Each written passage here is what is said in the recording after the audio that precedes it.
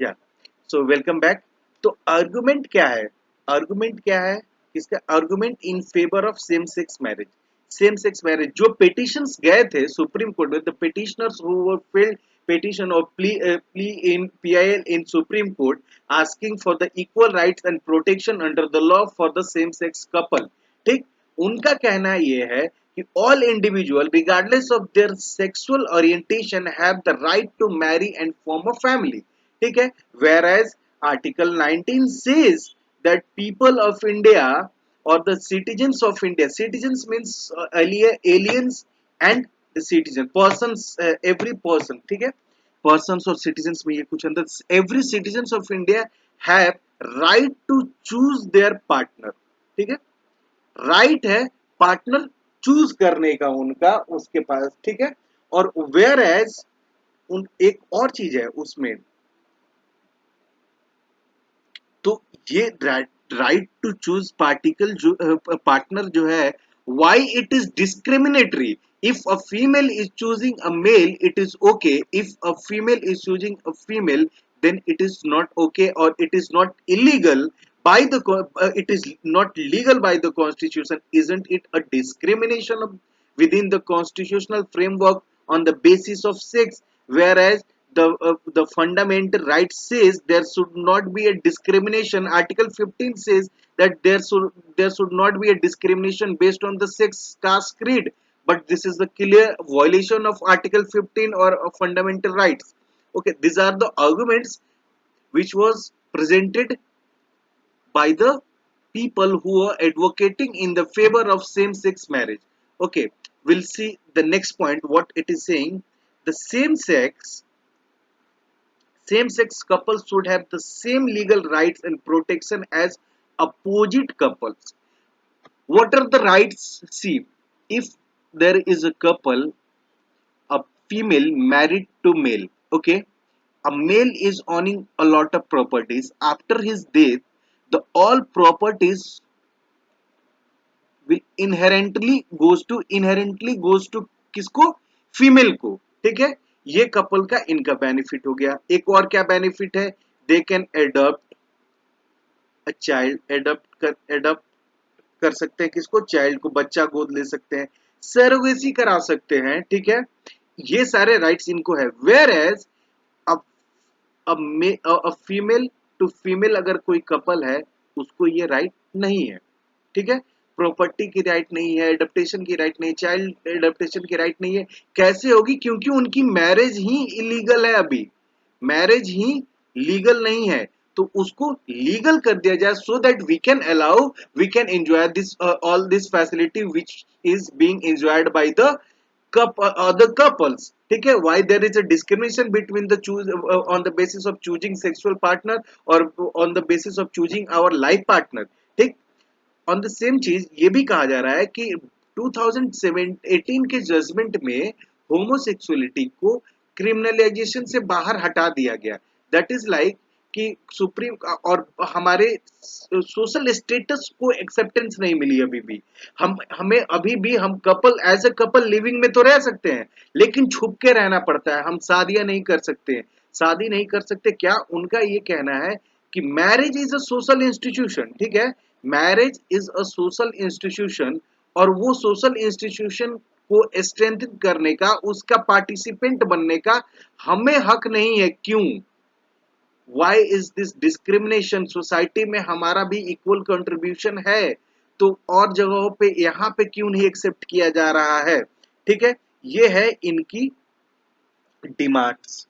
Same sexual marriage के उनके demands fulfil नहीं हो रहे हैं। ठीक है, नेक्स्ट पॉइंट क्या कहता है?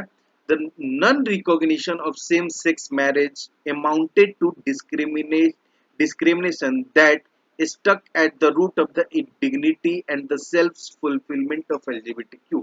ठीक, इनका ये कहना है कि marriage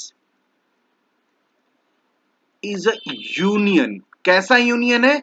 marriage is a social union. ठीक है, marriage is a social union. If two people are getting married to each other, वो सिर्फ दो लोग एक दूसरे से शादी नहीं कर रहे, दो लोग एक दूसरे से नहीं मिल रहे हैं, उनके साथ की फैमिली, उन दोनों तरफ की families. See, if a female to female is getting married, ठीक है, तो इधर की फैमिलीज भी एक साथ जुड़ेंगी। और सिर्फ ये दो लोग नहीं मिल रहे हैं, इनकी अपब्रिंगिंग्स, इसने क्या जिंदगी भर सीखा, इसने क्या पढ़ा, इसने क्या समाज में सोसाइटी में क्या सीखा, सोसाइटी में क्या इसका योगदान है, वो सब एक साथ जुड़ रहे हैं, ठीक है, सब कुछ एक साथ जुड़ रहा है। तो वो एक सोशल यूनियन को स्ट्रांग बनाता है। और वो राइट हमारे पास नहीं है, हम नहीं बना पा रहे हैं, क्यों?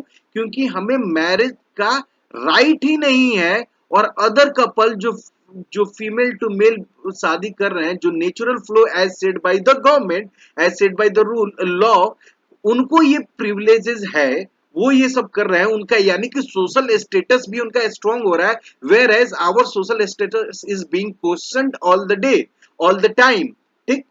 तो उसका क्या फायदा? आपने हमें 2018 में कह दिया कि हाँ ठीक है, लो ये खाना है, ले जाओ खा लो। लेकिन अब आप कह रहे हैं कि खाना तुमको दे दिया है, लेकिन तुमको छुप के खाना है, कोई देखे ना। क्यों?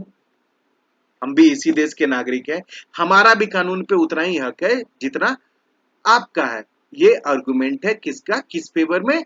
एलजीबीटीक्यू कम्युनिटी का सेम सेक्स मैरिज के फेवर में है, कि हमें भी सेम सेक्स मैरिज की राइट दिया जाए, ठीक है।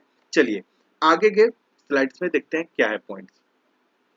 स्ट्रेंथनिंग फैमिली एंड कम्युनिटी, ये कहते हैं, they are saying marriage provide social and economic benefits to couple and their family, ठीक है।